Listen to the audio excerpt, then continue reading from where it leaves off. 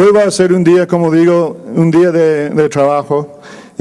Tenemos más de 50 presentaciones de proyectos y también tenemos un panel sobre financiamiento de proyectos que es muy interesante, ¿verdad? Porque hay mucha necesidad por proyectos, pero hay muchos problemas en cuanto a financiamiento de esos proyectos y vamos a indagar un poco profundo, puede ser, en un panel de una hora con expertos muy interesantes, muy capaces, con mucha experiencia sobre hacia dónde vamos con ese tema del financiamiento de proyectos y con nuestro realmente propósito del foro, que es por lo menos duplicar el nivel de inversión en infraestructura en América Latina. Al final del día, no sé si ustedes han agendado sus reuniones privadas, pero al final del día, desde las 5:30 hasta las 8, tenemos la jornada de las reuniones privadas. Creo que hay espacios para algunos proyectos. Vienen todo un equipo de SCT para atendernos en cuanto a puertos, en cuanto a aeropuertos, en cuanto a carreteras y también la parte de tránsito de masa, de trenes, etcétera. Entonces yo creo que esa jornada patrocinada por el Reino Unido va a ser muy interesante y incluye un cóctel. También, si tienen tiempo, sería interesante hablar con mi colega José Gras sobre nuestra plataforma digital VIP, y si quieren entenderlo, él va a hacer una presentación personal a la gente que se interesa en entender qué es nuestra red social para el desarrollo de proyectos y para análisis del mercado de infraestructura, no solo en América Latina, pero entero. Muy bien, pues buenos días. Buenos días de nuevo a todos, y como decía Norman, la verdad es que ayer lo dijimos y lo prometimos, sería esta velada, particularmente la del cóctel, seguramente muy atractiva, y estoy seguro que incluso inolvidable para muchos de nosotros, muchos de ustedes, quienes no habían tenido la oportunidad de conocer desde el interior de cerca esta belleza que es en México nuestro Palacio de las Bellas Artes, y todo ese trabajo extraordinario que representan los murales de muchos de los grandes muralistas mexicanos.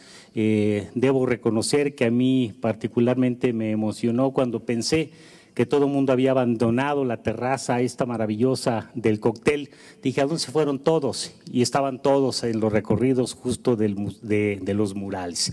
Espero y estoy seguro que lo hayan disfrutado como nosotros disfrutamos, justo con una enorme satisfacción que ustedes estuvieran allí. Para ustedes lo organizamos en esa ocasión. Vamos a iniciar este panel justo con el tema que nos presentará Jorge de la Huerta Moreno, que tiene que ver con los Ramones fase 1 y fase 2. Este es, sin duda alguna, para quienes lo conocen, uno de los proyectos de infraestructura más importantes de los últimos 50 años seguramente. Este gran complejo de gasoducto capaz de mover muchos miles de metros cúbicos de gas natural, y que son sin duda alguna una parte fundamental de este complejo esquema para la obtención, el almacenamiento, el transporte y la distribución final del gas natural, y que hoy de verdad te apreciamos mucho que estés con nosotros, Jorge, para hablar de este tema en particular. Adelante, por favor. Buenos días. Pues sí, efectivamente el proyecto del que voy a hablar, que es el de los Ramones fase 1 y fase 2, es un proyecto que tiene mucho tiempo que no se hacía en México, sobre todo en la parte en la que interviene Pemex como catalizador de las inversiones en México. Es un proyecto que no tiene relación alguna con los proyectos que han venido desarrollándose en los últimos 20 años. Es un proyecto que tiene relevancia derivado de las condiciones en las que opera actualmente el mercado mexicano de gas natural, y justo lo que requiere el mercado de gas natural de aquí para adelante es desarrollo en infraestructura. Entonces, esto es muy importante para el crecimiento del país, para cumplir con las metas económicas en términos de crecimiento económico de la actividad en México, y Pemex pues será un factor para el desarrollo de estos proyectos. Estos proyectos no son secreto alguno, que funcionan como un detonante en zonas en donde los recursos son necesarios, y que México está ubicado actualmente en la zona más barata de producción de gas natural, con potencial de crecimiento económico. Entonces México tiene que aprovechar esta oportunidad que tenemos ahorita, el descubrimiento del shale gas en Estados Unidos, y la producción de ese shale gas es la que está generando esta oportunidad, y tenemos que aprovecharla. Es el momento para desarrollar la infraestructura, y esta es una forma de hacerlo. Entonces, de lo que voy a empezar a hablar ahora es de los proyectos de forma integrada, porque este es un proyecto que forma parte de un conjunto de proyectos. No sé dónde le tengo que… Y esta parte tiene mucho que ver con la estrategia con la que se pretende suministrar gas natural en el país. Tiene que ver con que México está al lado del mayor consumidor y el mayor productor de gas natural en el mundo. Estados Unidos es un país que produce hoy en día cerca de 65 billones de pies cúbicos día, consume en promedio más o menos lo mismo, importa gas de Canadá por cuestiones logísticas en el noreste, y exporta gas a México. México es un país que consume cerca de 6,000 billones de pies cúbicos, es cerca de la décima parte, un poquito más de la décima parte de lo que consume en total Estados Unidos, nada más para que tengamos una dimensión, y produce cerca de 5 BCFs que se van hacia el mercado, el resto se autoconsume, y la parte que nos falta para cumplir el balance se importa de Estados Unidos. Actualmente también tenemos importaciones de gas natural licuado en las costas del Pacífico y el Golfo, una en Altamira, dos en el Pacífico, que son Manzanillo y Costa Azul. Entonces, este proyecto lo que nos permite es completar el balance de gas importado que se requiere en el país para suministrar la demanda creciente. Estas importaciones de gas natural permitirán tener a lo largo de la frontera, con lo que se ampliará la capacidad de suministro en el país. Esta estrategia se hizo desde el 2012, y la primera parte es probablemente la más importante, que tiene que ver con los proyectos del sur de Texas, del que voy a hablar. Estos proyectos son en realidad 3 proyectos que forman parte de uno integral.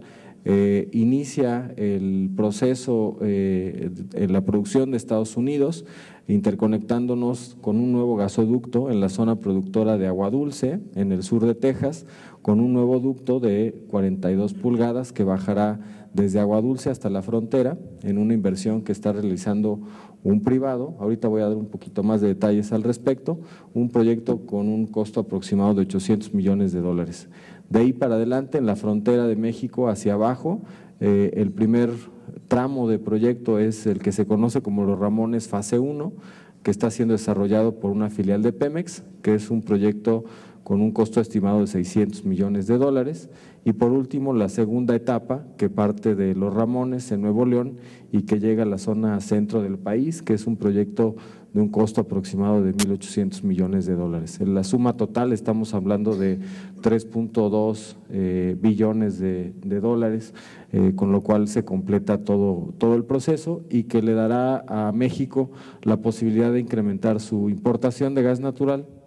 Estamos hablando de que actualmente las importaciones de gas natural, por las interconexiones que tenemos con Estados Unidos, suman cerca de 1.3 BCFs. Con esto vamos a incrementarlas hasta 3.4 BCFs, es decir, la capacidad incremental de este proyecto son 2.1 BCFs, que representarán en su momento cerca del 20% del total nacional de gas que se consume en el país. Este es el proyecto de Agua Dulce, es un proyecto que como comenté, nace en la zona productora del sur de Texas, en donde la idea básica del proyecto fue desarrollar un nuevo sistema de transporte que le permitiera a México contar con interconexión a plantas de producción y a puntos de interconexión de ductos del sur de Texas. Para muchos no será un secreto que la zona de Eagle Ford, que es una cuenca muy grande de producción de shale gas en el sur de Texas, es una zona relevante que produce sobre todo gas húmedo que se lleva a proceso, y hay una zona de ellas importante que es agua dulce, en donde se produce una cantidad relevante de gas natural. Estamos hablando de cerca de 5 BCFs en esa zona. Este gasoducto inicia con una interconexión en cerca de 6 plantas en la zona de agua dulce y después cerca de 7 interconexiones en el trayecto desde agua dulce hasta la frontera en México, a una ciudad que se llama Rio Grande City, que del lado mexicano corresponde a un sitio llamado Camargo en Tamaulipas, en donde el ducto recorrerá cerca de 200 kilómetros con un ducto de 42 pulgadas y que permitirá una interconexión a 950 libras. Este proyecto tiene un costo aproximado de $800 millones. MGI, que es una empresa instrumental de Pemex Gas que opera comercio exterior en Estados Unidos, es la que reservará la capacidad de transporte de este ducto y al mismo tiempo participará en la inversión que se está haciendo. La fase 1 de Los Ramones, que es el lado mexicano, es un proyecto que nace en la frontera, que recorrerá 115 kilómetros con ducto de 48 pulgadas y que tiene un costo aproximado de $600 millones. Este está siendo desarrollado por una empresa filial de Pemex, que es Gasoductos de Chihuahua, y que actualmente está en los procesos de inicio de búsqueda de la Procura, en el concurso del EPC y en la conclusión de derechos de vía. Este proyecto del lado mexicano prácticamente ya tiene el 93% de derechos de vía, lo cual lo hace pues ya un proyecto que está listo para ser iniciado. El proyecto de Los Ramones fase 2 es un proyecto importante de infraestructura, es el más largo de los 3 trayectos de los que estamos hablando. Es un proyecto que corresponde a una nueva infraestructura por una nueva ruta, es un sistema nuevo que será sobral del Sistema Nacional Mexicano de Transporte de Gas Natural que corre por la cuenca del Golfo. Bajará por Nuevo León, San Luis Potosí para llegar a Querétaro y a Guanajuato finalmente para interconectarse con el ducto de 36 pulgadas.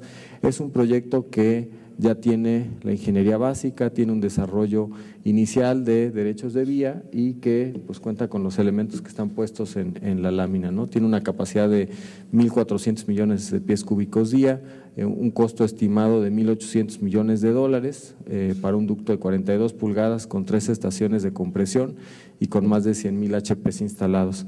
La parte probablemente la más novedosa respecto al proyecto es que Pemex Gas por primera vez hace un proceso de concurso que no es un proceso licitatorio al amparo ni de la ley de adquisiciones, ni de la ley de obras, ni de la ley de Pemex, es un proceso de concurso internacional privado, con lo cual adquirirá capacidad de transporte y participará en la sociedad que desarrolla el proyecto. Esta parte es muy importante porque lo que estamos buscando es un desarrollador que sea operador, que sea dueño de la infraestructura y que busque sus propios medios de financiamiento. Entonces, habrá interesados en este proceso y en esta situación, pues se permite que haya libre acceso a las inversiones privadas y con esto pues se pueda determinar una forma nueva para el desarrollo de infraestructura. Pemex participa en principio en estos 3 proyectos y en esta parte es fundamentalmente por una cuestión de seguridad de las inversiones. Pemex está poniendo sobre la mesa el desarrollo de los derechos de vía y al mismo tiempo la seguridad que provee el ejército mexicano. Entonces, pues este proceso acaba de iniciar, inició en el mes de mayo y concluye en el mes de septiembre, el proceso de concurso, cuando se entregan las propuestas. El fallo se dará el 15 de octubre y esperamos que de aquí para adelante pues lo que siga sea el desarrollo del proyecto, que deberá de iniciar operaciones en diciembre de 2015. Eso es todo por parte del proyecto Ramones fase 1 y fase 2. Jorge, muchísimas gracias. Y yo no quisiera dejar pasar por alto este último comentario que haces. El Foro Latinoamericano del Liderazgo en Desarrollo es el sitio de reunión justo de proyectos, de inversionistas, de oportunidades en general, y me parece que lo que acabas de señalar, sin duda alguna, cumple con ese aspecto fundamental, de tal suerte que te puedo adelantar que las reuniones uno a uno vas a estar muy ocupado recibiendo una cantidad importante de interesados. A continuación, de hecho, hoy tenemos, le agradezco enormemente que nos acompañe esta mañana, que nos acompañe en el foro, a quien es pues nada menos que la presidenta de la Comisión Nacional de Energía Eléctrica, la CNE de Guatemala, una institución creada en 96, me parece, si es por un decreto del gobierno de Guatemala, y que tiene una muy importante presencia en todo lo que es el mercado eléctrico de la región, particularmente de Centroamérica, con unos planes de expansión muy interesantes y seguramente que nos comentará. Entonces, esta mañana pues está con nosotros Carmen Urizar Hernández, la presidenta de CNN. Adelante, por favor. Muchísimas gracias, Arturo. Muy buenos días a todos. Como expresé el día de ayer, realmente un gusto para Guatemala tener esta oportunidad de compartir con ustedes parte de los proyectos que estamos realizando. Y ayer justamente comentaba que desde el 2007 realmente trae el país un compromiso de expandir su infraestructura eléctrica basado en procesos de licitación, en donde es el mercado prácticamente el que a través de estos procesos licitatorios sale adjudicado en procesos que con las condiciones que se plantean prácticamente en la generación sale adjudicado con un PPA, o en la transmisión un proyecto a 25, 30 años, en donde el proyecto, el compromiso del gobierno es el pago durante la vida del proyecto mismo de un canon y el cobro de un peaje. Ayer comenté que en la parte de la transmisión, y que es el proyecto que voy a exponer a ustedes y que es la segunda fase de lo que en el 2009 se hizo. En el 2009 ya nuestras líneas de transmisión se encontraban congestionadas.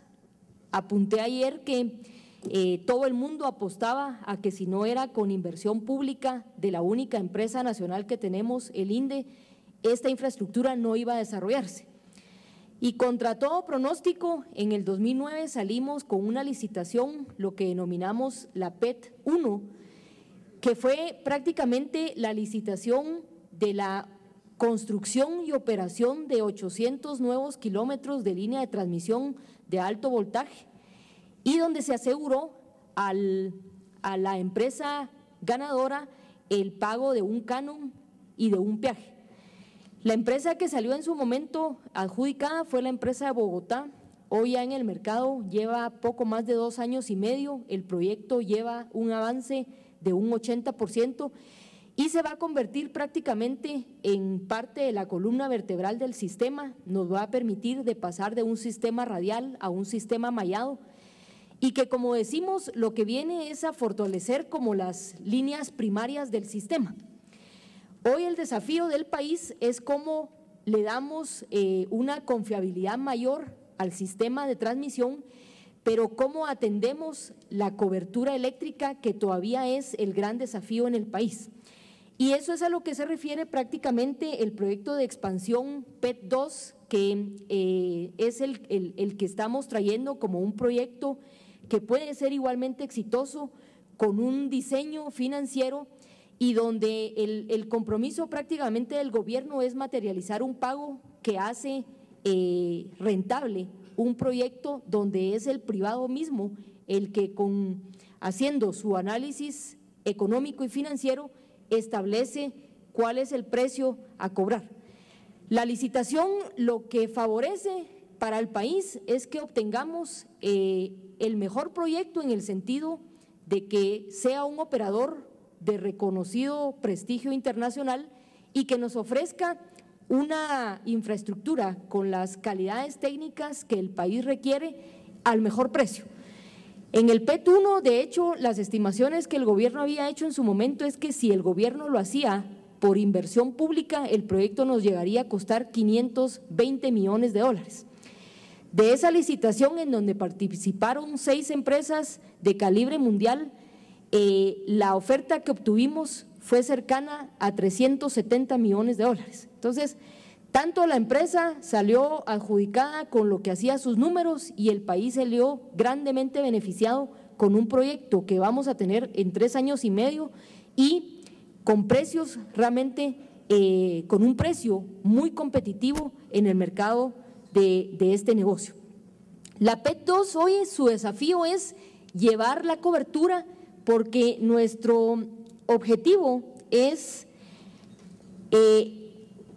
plantear realmente, solo permítame para ir viendo, es que este proyecto nos permita elevar la cobertura, que hoy es del 83% a un 90% en el 2015, es decir, bajar de las carreteras primarias a las carreteras secundarias.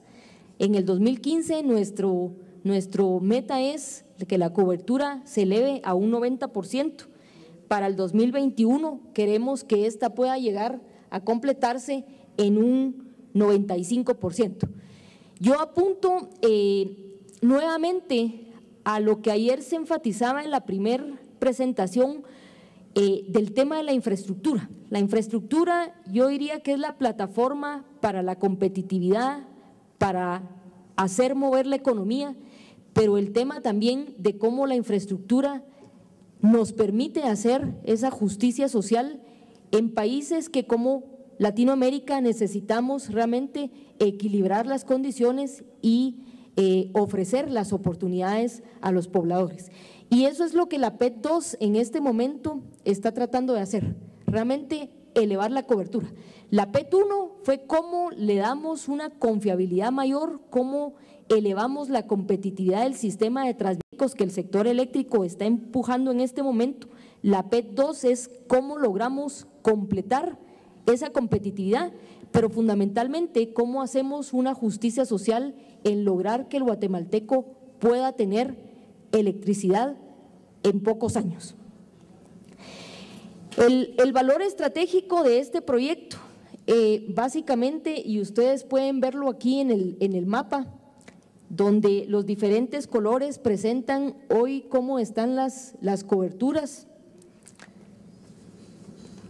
Aquí tenemos los puntos donde ustedes ven concentración de los mismos, es donde está el principal desafío de necesidades de electrificación. Y tenemos en la tabla a su izquierda las áreas divididas regionalmente en términos del número de kilómetros que este proyecto va a significar, el número de comunidades. Me permiten que no logro ver, ¿me podré pasar al podio, señor moderador? Que no logro ver de aquí.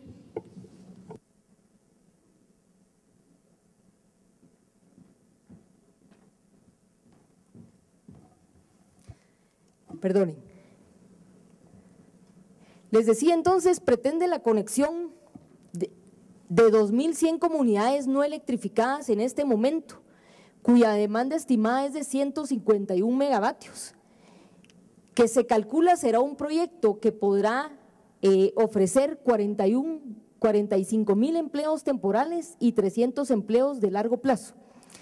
Yo repito, creo que con la forma en que hemos diseñado la incorporación de las soluciones de mercado a la construcción de la infraestructura en transmisión en Guatemala, nos ha permitido que la expansión de infraestructura, que generalmente la hacíamos en 10, 15 años, hoy podamos planificar, podamos licitar y podamos ver resultados en una infraestructura tan estratégica y que es la médula del sector eléctrico en 3, 4 años. Este es un proyecto que, repito, atiende hacia cómo elevamos la cobertura del sector eléctrico en el mercado. Hoy este es nuestro mapa de cobertura, siendo el área roja donde hay una mayor necesidad de electrificación y que viene justamente de la mano de todos los proyectos que el gobierno también está impulsando. Hoy Guatemala está apuntando fuertemente también a generar una descentralización importante de la economía, de la actividad productiva, y obviamente eso requiere de una plataforma de infraestructura donde la electricidad es el primer peldaño para que eso se logre. Para el 2015 vemos cómo este mapa cambia a áreas verdes, quiere decir una mayor cobertura, y al 2021 prácticamente el país estaríamos ya en esa cobertura entre un 91 y un 100%. La licitación abierta del PET 2 beneficiaría a todos los sectores productivos en Guatemala, fomentando la creación de nuevas fuentes de empleo directo e indirecto, no solamente en el sector eléctrico, sino en todos los sectores productivos del país, pero fundamentalmente ayudaría a que lo que hoy es un objetivo importante para el país, que es el desarrollo rural, pueda hacerse una realidad en cuestión de un quinquenio. La inversión aproximada de este proyecto, la PET 1 ayer apuntaba, es un proyecto que ha atraído al país y terminará una vez se concrete de capturar una inversión de poco más de 370 millones de dólares. Una inversión importante. De hecho, el sector eléctrico en Guatemala es tal vez el sector productivo que más atracción de inversión extranjera directa ha generado. Y se plantea que el inversionista recupere su inversión mediante el pago de un canon anual que se ofrezca para un periodo de 15 años. Tendrá como garantía la Ley General de Electricidad, su reglamento y todo el mercado eléctrico guatemalteco, que dicho de paso, en la región centroamericana, nuestro mercado eléctrico tal vez es el que se percibe como uno de mayor estabilidad. Es una ley de electricidad relativamente abierta, muy clara en cuanto a la participación del sector privado. Fundamentalmente es una ley que en la parte de generación, una vez cumplidos los trámites técnicos y de aprobación de autorización de uso de recursos públicos cuando estos se requieren para la generación hídrica, la geotermia, utilización de subsuelo, es lo único que se necesita. Es un esquema bastante abierto con una claridad de cómo se regula el peaje, que es lo que aplicaría a este proyecto de transmisión, y en la distribución también hay una claridad muy importante de cómo se regula la distribución. Entonces, el mercado eléctrico en la región centroamericana está percibido como uno de los mercados más estables, más abiertos a la inversión privada, donde hay una regulación muy clara de cómo se regulan los precios de la transmisión y la distribución, y donde el despacho y la operación del mercado, que lo hace el AMM, el administrador del mercado mayorista, en 16 años de una reforma en donde se privatizó y se abrió al sector privado, no ha habido un incumplimiento en cuanto a los pagos de los contratos mismos. Entonces creemos que esa es una garantía. Hay un canon que se ofrece en el proyecto, un canon que sale resultado precisamente de este proceso de licitación en donde es el privado el que establece cuál es el precio que pagaría sus costos, su inversión, y la licitación lo que promueve es una competencia entre los privados. El cronograma que estamos considerando para este proyecto, que como ayer recordarán, mencioné que el país hoy está empujando de manera paralela tanto el plan de expansión de la generación como el plan de expansión de la transmisión. Hoy para nosotros el desarrollo de ambas etapas del mercado eléctrico debe ser paralela, porque no queremos cuellos de botella en los procesos de generación.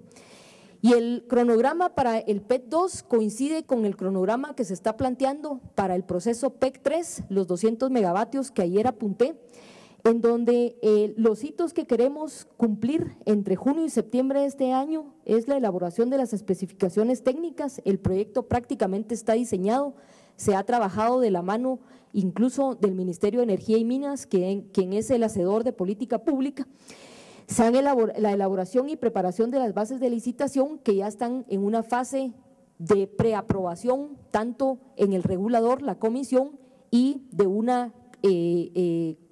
un proceso de compartirlo con el Ministerio de Energía y Minas. En octubre del 2013, la aprobación de las bases de licitación y la publicación de la convocatoria con el ánimo que en noviembre, entre noviembre y enero del 2014 podamos tener un periodo de consultas y aclaraciones por parte de los inversionistas interesados y proceder a la preparación de las ofertas por parte de ellos, teniendo abril de 2014 como la fecha para la presentación de ofertas, apertura de las mismas y estar adjudicando probablemente en mayo del año entrante. Eso es prácticamente lo que es el proyecto. Vuelvo a insistir, para nosotros como Guatemala y en la región centroamericana, en donde también esto viene de la mano de un proyecto que lo que hace es generar una fortaleza de todo el sistema de transmisión de la mano del CIEPAC, creemos que el mercado guatemalteco está no solo generando las condiciones para un mejor desarrollo económico, una plataforma de mayor competitividad, pero atrayendo de una manera seria y muy clara la atracción de inversiones hacia proyectos que en el caso del PET 2 tenemos ya la primera fase del PET 1 ganado por una empresa colombiana ya en el mercado con 3 años y que el proyecto ha sido exitoso en la forma en que se estructuró, en la forma en que se diseñó la atracción de inversiones, el diseño del financiamiento y el riesgo incluso para el país en el sentido de generar una inversión que el gobierno no hubiera podido realizar de manera sola y que lo hizo mediante un mecanismo de mercado en donde la participación del mercado es eminentemente en la regulación y en la supervisión de que el contrato se lleve a un feliz término. Una vez operado, el sistema se paga a través del mecanismo de mercado, del canon y de lo que la ley de electricidad ofrece en el pago del peaje a lo largo de la vida útil del proceso. Muchísimas gracias y quedo a las órdenes para cualquier pregunta.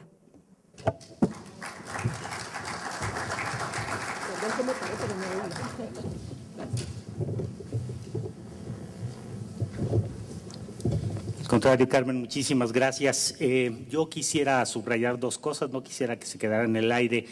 El día de mañana, por la mañana, de hecho, hay un desayuno ofrecido por la delegación de Guatemala, precisamente para la promoción de los proyectos estratégicos de ese país. Seguramente, como lo que ha mencionado hoy Carmen, nos encontraremos muy agradables sorpresas y creo que esto que ella enfatizaba en varias ocasiones, Guatemala como uno de los países con uno de los mejores ambientes para el tema de la inversión privada, sin duda alguna se vuelve atractivo e importante. Y este es, sin duda, otro de los propósitos fundamentales de un foro de esta naturaleza, la integración latinoamericana, la integración como región y la posibilidad, pues, no solo de compartir, de exponer proyectos, de compartir mejores prácticas, sino incluso, ¿por qué no buscar nuevos modelos de asociación público-privada desde el ámbito latinoamericano, con una visión regional? Gracias por los comentarios. A continuación vamos a escuchar a Héctor René Rodríguez, él es director de inversión de Proinversión. Déjenme decirles que el año pasado el Foro Latinoamericano tuvo como sede Lima, en Perú. Además de ser una ciudad extraordinariamente bella, con muchísimos de los atractivos en términos de la arquitectura que compartimos América Latina en general, también sin duda alguna con muchos de los conflictos que enfrentamos las ciudades latinoamericanas. Hay una gran semejanza en ello y una cocina en el caso de Perú extraordinaria. Pero debo decir de Proinversión que mi experiencia con ellos en ese foro en particular fue maravillosa. La verdad es que es una agencia de promoción de inversión hacia los proyectos prioritarios de ese país, como pocas veces me ha tocado ver. El foro, de hecho, me parece quizá el 40% o más de los proyectos del año pasado venían justamente de esta agencia con un espíritu pues verdaderamente promotor. De tal suerte pues que de verdad muchísimas gracias, Héctor, por estar aquí y adelante, tienes la palabra. Muchas gracias, muy buenos días y quiero agradecer en primer lugar a los organizadores del 11º Foro Latinoamericano de Infraestructura. Es la organización que nos permite estar en este momento, el día de hoy, para exponerle uno de los proyectos más importantes que tenemos en Perú. Y, por cierto, el tiempo que ustedes nos dispensan. Quiero comenzar mi exposición de este proyecto básicamente presentándoles un video que permitirá, como dice el refrán, expresarles a ustedes en imágenes lo que pudieran decir 1000 palabras. Así que si está listo el video, agradeceré por favor que lo presente.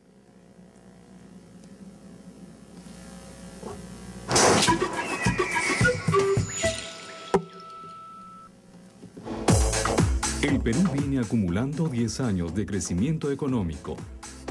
Esto ha generado la creación de más puestos de trabajo y mayores ingresos para su población, la cual hoy cuenta con un mayor poder adquisitivo, tiene otras necesidades y demanda mejores servicios públicos. La población de las principales ciudades del Perú está en aumento sostenido, lo que hace necesario poner a disposición de los ciudadanos una red moderna de transporte público. La ciudad de Lima, capital del país, cuenta con una población cercana a los 9 millones de habitantes. Sin embargo, el sistema de transporte existente está conformado en gran parte por unidades antiguas, pequeñas y contaminantes. Ello genera congestión vehicular, desorden del tránsito y pérdida de tiempo en el traslado. Frente a este complejo problema, se ha buscado ordenar el transporte. Por un lado, se concesionó algunas de las principales vías a través de un sistema de buses llamado Metropolitano. Por otro lado, se ha planificado la construcción de la red básica del Metro de Lima, que consta de 5 líneas, que irán de sur a norte y de este a oeste, con una longitud de 133 kilómetros. La línea 1 ya tiene un primer tramo elevado en operación, que moviliza cerca de 85.000 pasajeros al día y un segundo tramo en construcción. En febrero del 2012, el presidente de la República, Ollanta Humala, anunció la convocatoria para el trazado de la línea 2 del metro subterráneo de Lima, con una extensión de 35 kilómetros que atravesará 13 distritos, entre Ate y El Callao, uniendo la zona este y oeste de la ciudad en un tiempo de 45 minutos. Se estima que la línea 2 transportará a más de 500.000 de pasajeros por día a lo largo de 35 estaciones. Además, el proyecto incluye la construcción de un ramal en la avenida Fawcett desde la avenida Colonial hasta la avenida Gambetta, pasando por el Aeropuerto Internacional Jorge Chávez. La línea 2 del Metro de Lima será parte del Sistema Integrado de Transporte Público de Lima y Callao, por lo que se vinculará con la línea 1 del metro y el servicio de buses del Metropolitano.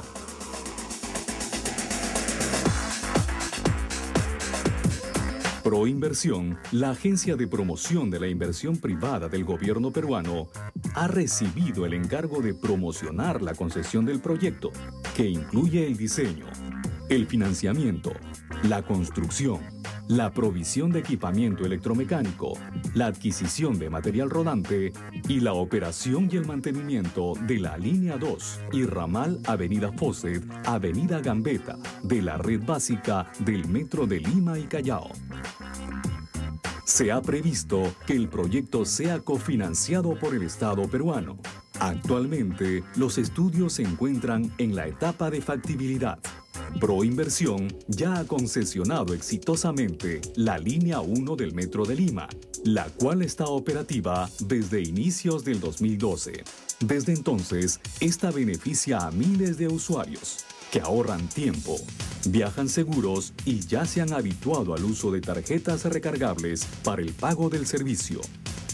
Lima, ciudad con 9 millones de habitantes, necesita eficientes medios de transporte público, como los que ya operan en las principales ciudades de otros países de la región.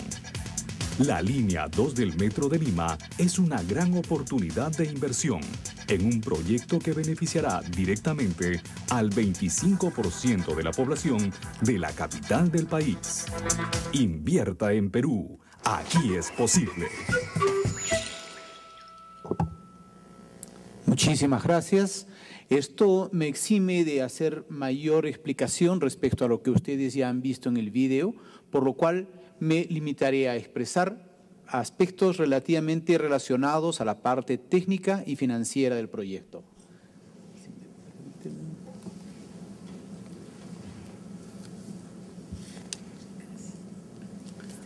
Gracias. Bien, esto ya lo hemos visto y escuchado. Esto también. Componentes del proyecto. Básicamente estamos hablando del trazo que está compuesto de la línea 2 de 27 kilómetros y la línea 4 de 8 kilómetros, ¿no? Hablamos de una infraestructura subterránea casi en su totalidad con un tipo de túnel bidireccional.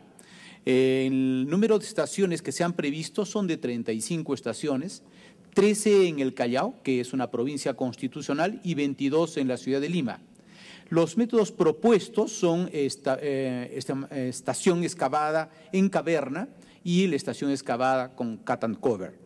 Estamos hablando de 2 patios de taller, uno ubicado en Santa Anita, que está en la zona este de Lima, para la línea 2, y en un sitio denominado Fundo Bocanegra, que está en la parte oeste, para la línea 4. Cuando hablamos del material rodante, estamos hablando de material que tenga una velocidad máxima de 80 kilómetros, con una velocidad comercial de cercana a los 40 kilómetros. Allí podemos ver en la presentación la composición de los trenes y las frecuencias de los mismos, así como también la capacidad por coche estimada en 200 pasajeros, con una densidad de 6 pasajeros por metro cuadrado. A continuación vemos la descripción física del equipamiento ferroviario y no ferroviario, hablando de la superestructura ferroviaria descrita allí en la presentación, así como los requisitos para la alimentación eléctrica. En este tema es necesario precisar que la alimentación eléctrica será proveída por 2 empresas distribuidoras que actualmente son privadas y son Luz del Sur y Edelnor. En cuanto a instalaciones de sistemas, estamos hablando de señalización CBTC, que significa Communication Based Train Control, por bloque móvil que permitirá llegar hasta 80 segundos de frecuencia, el sistema de control automático de trenes y lo más importante que se ha previsto es que se ha optado por el grado de automatización GOA 4, que significa que es una operación completamente sin conductor. Esto de acuerdo a lo recomendado por la Unión Internacional de Transporte Público. Aquí vemos la información financiera, pero a continuación podemos verla cuál va a ser la composición del costo de operación y mantenimiento. Estamos hablando de un costo de mantenimiento y operación durante los 35 años, 5 para construcción y 30 para la concesión del operador o del concesionario, de 3.975 millones de dólares. Tanto la parte de la inversión como la parte del monto del mantenimiento y la operación sitúan a este proyecto entre los más importantes en lo que corresponde a inversión en infraestructura en el país. En la segunda lámina que estoy presentando en este momento está desarrollada la demanda prevista para el proyecto en número de cantidad de pasajeros, con lo que nos lleva a tener más o menos 600.000 pasajeros diarios. Ya me están haciendo una señal, así que paso a ver el esquema de retribución. Básicamente en la primera columna podemos ver el total de la inversión. En la segunda, la composición del concepto, donde parte del cofinanciamiento va a estar orientado a infraestructura y a expropiaciones y a la adquisición de material rodante. En la etapa 1 se va a otorgar cofinanciamiento para la infraestructura y también un cofinanciamiento para la adquisición del material rodante. Queda en responsabilidad del concesionario el financiamiento de una parte de la infraestructura y el financiamiento de una parte del material rodante. El esquema de pago ya es una modalidad que sobre la cual ya tenemos experiencia en Proinversión, que son pagos por obra, remuneración por inversión, que actualmente han dado muy buenos resultados en proyectos ya concesionados en el país. En la siguiente lámina podemos ver los requisitos de precalificación que se van adecuando en relación a los requerimientos del mercado, porque el propósito es hacer un proyecto completamente competitivo que permita una adecuada tarifa al usuario y un menor costo de cofinanciamiento para el Estado. Allí vemos las 3 partes más importantes de los que podrían constituirse en los concesionarios: un constructor, un operador y un proveedor de material rodante, y los requisitos que ellos deberían cumplir. En relación al proveedor de material rodante, quiero hacer una precisión.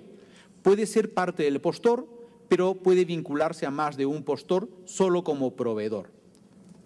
Esto, obviamente, con el objeto de mantener una transparencia en el proceso.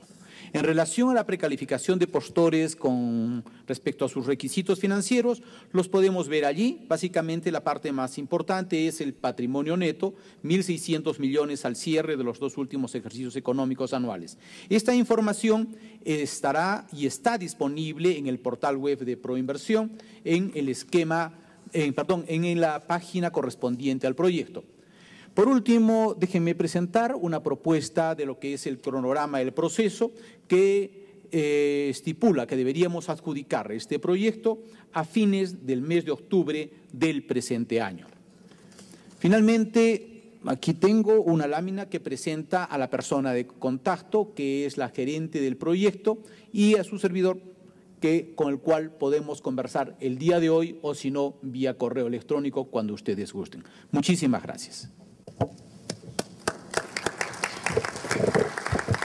Héctor, muchísimas gracias a ti por la presentación de este proyecto, sin duda alguna fundamental para Perú.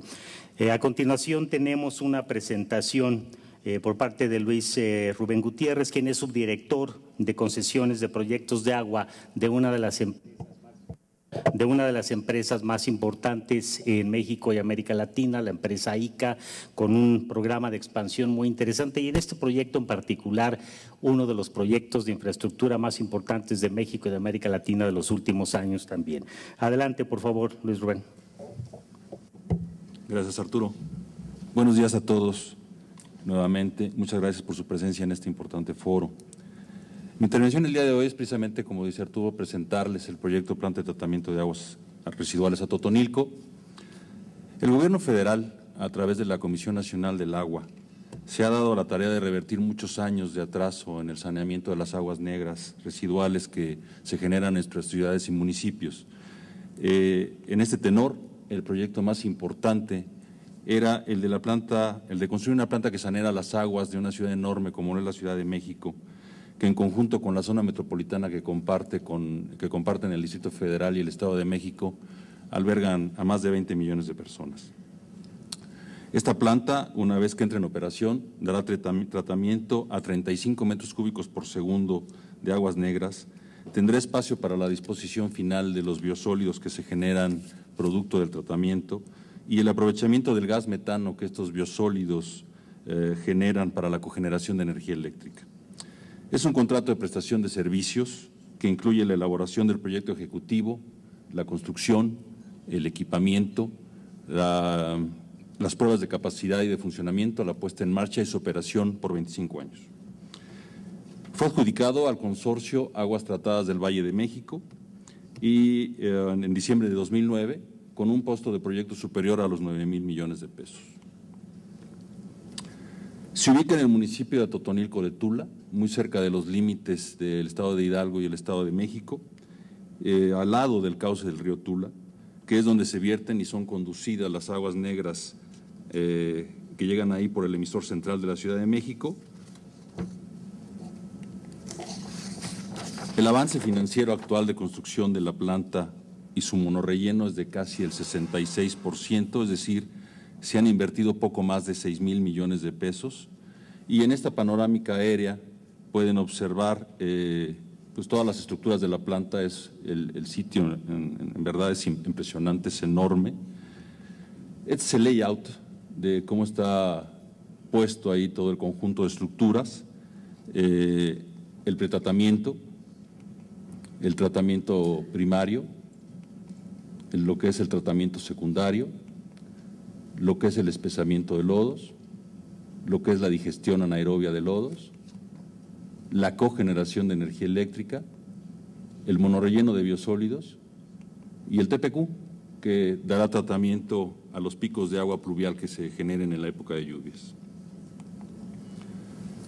Vamos por partes. El pretratamiento, una vez que el agua residual ha ingresado a la planta por la obra de acceso, el canal de toma, el canal de llegada, se retiran los sólidos de gran tamaño y el agua pasará por sistemas de rejillas gruesas y finas para eliminar sólidos hasta de menor tamaño. De ahí el agua pasará a desarenadores y posteriormente ingresará al tratamiento primario.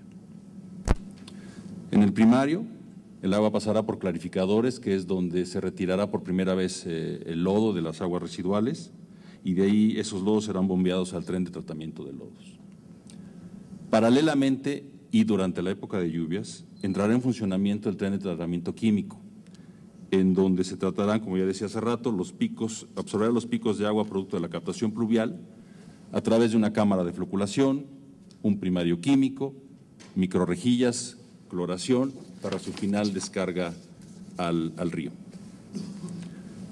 Regresando al otro tren de tratamiento del biológico, después del primario el agua pasará a un tratamiento secundario, en que ingresará reactores aerobios, donde ahora en mayor volumen se separarán lodos, que serán también bombeados al tren de tratamiento de lodos. El agua pasará nuevamente por clarificadores, ahora secundarios, para su posterior cloración y su entrega final al canal de riego y al cauce del río. El proceso de lodos empezará en la parte del espesamiento, el mezclado de los lodos primarios y secundarios, el agregar polímero para la floculación de sólidos suspendidos y facilitar su agrupamiento y su separación del agua, en tanques que tienen agitadores que permiten la homogeneización de la mezcla y mantener sólidos en suspensión. Posteriormente serán enviados a digestión, donde hay dos etapas. La materia orgánica se convierte en ácidos orgánicos volátiles y la segunda etapa, esos volátiles son convertidos a biogás. El proceso se lleva a cabo controlando temperatura para incrementar el tasa de crecimiento biológico y la estabilización de los lodos. El biogás se enviará a limpieza y almacenamiento para posterior quemado y cogeneración de energía eléctrica. Este sistema generará en promedio al año el 70% de la energía que se requerirá para operar la propia planta.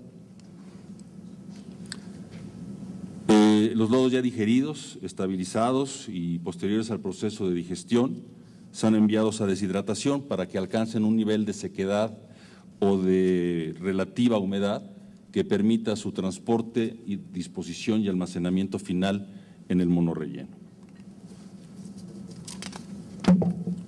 La calidad del agua que se entregará al cliente cumplirá con las normas oficiales mexicanas, así como también los lodos o biosólidos residuales.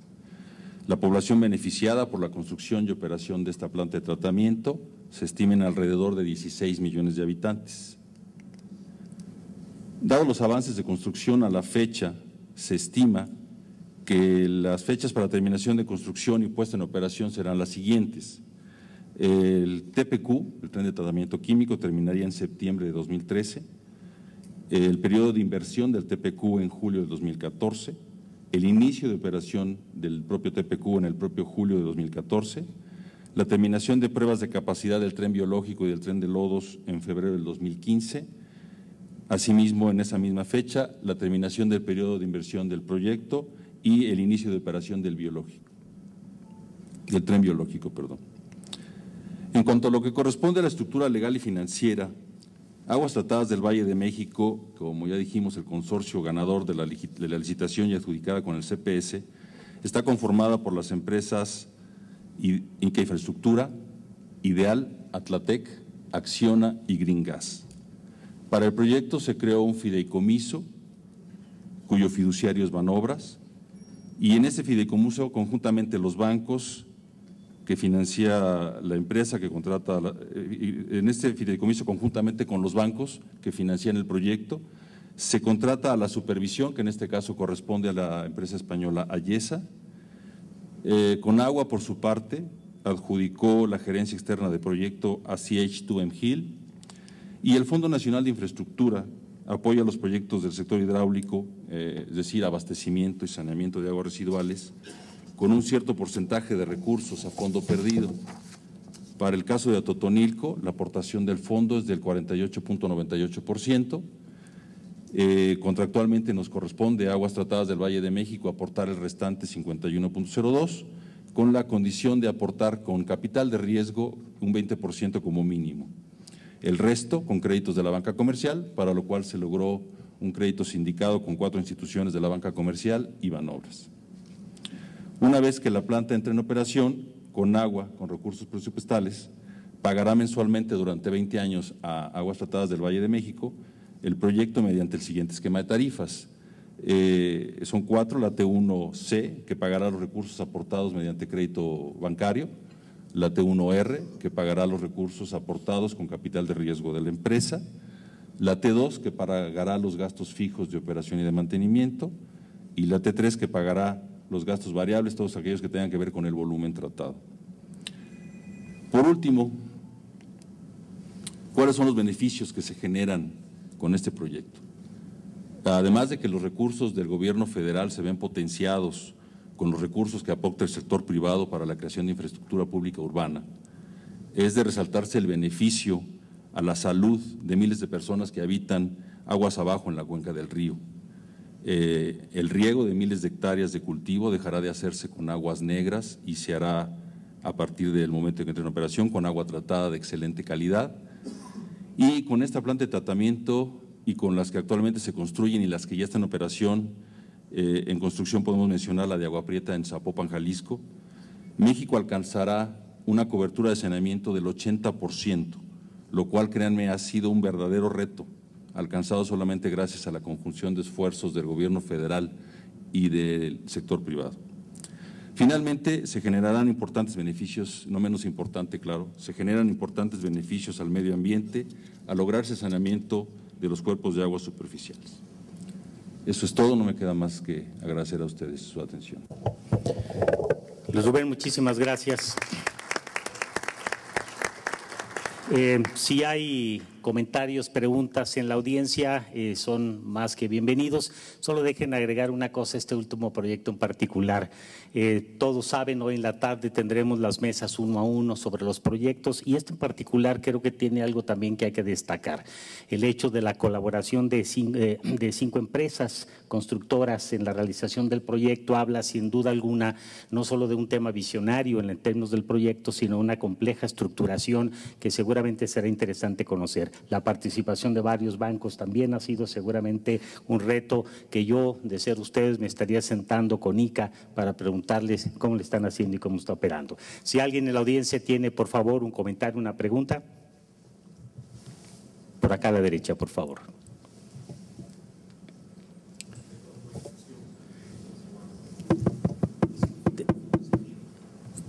Con respecto al proyecto de Perú, ¿qué significa el cofinanciamiento? Ok, gracias. Gracias por la pregunta. Omití explicarla en su momento. En efecto, el cofinanciamiento es la participación del Estado a través del Tesoro Público para poder poner recursos en el proyecto. De tal suerte que, dependiendo de cómo concluya el estudio de factibilidad que en este momento se está desarrollando por parte de consultores de carácter internacional, podremos estimar cuál va a ser la participación del Estado vía Tesoro Público y cuál va a ser el nivel de financiamiento que corresponderá al privado levantar. Eso es lo que significa cofinanciamiento. Y déjenme explayar un minuto, en el desarrollo de proyectos que tenemos en Proinversión, que son en su mayor parte asociaciones público-privadas e iniciativas privadas, tenemos las modalidades de autosostenibles, aquellas que pueden pagar su inversión derivado de las tarifas o peajes, o cofinanciadas cuando existe una participación del Tesoro Público para poder hacer viable el proyecto. ¿Sí está claro? Gracias. Bien, si no hubiera alguna intervención adicional, esta mesa en particular es una mesa de proyectos visionarios y como tal, para Norman Anderson, el presidente de CGLA y organizador de este foro, para todos los que participamos en él, pues es un gran gusto otorgarles un reconocimiento muy merecido que les pediría me acompañaran con un aplauso, por favor. Este reconocimiento es para el proyecto Los Ramones Fase 1 y 2, en esta 11ª edición del Foro Latinoamericano de Liderazgo en Infraestructura como uno de los proyectos, de los top 100 proyectos de infraestructura de América Latina.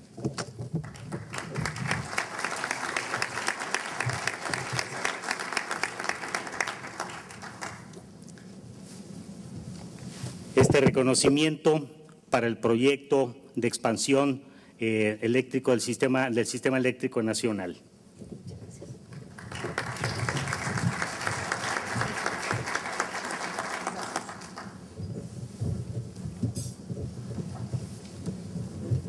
Este proyecto, reconocimiento es para el sistema de transportes eléctricos de Lima, Callao, en el Perú.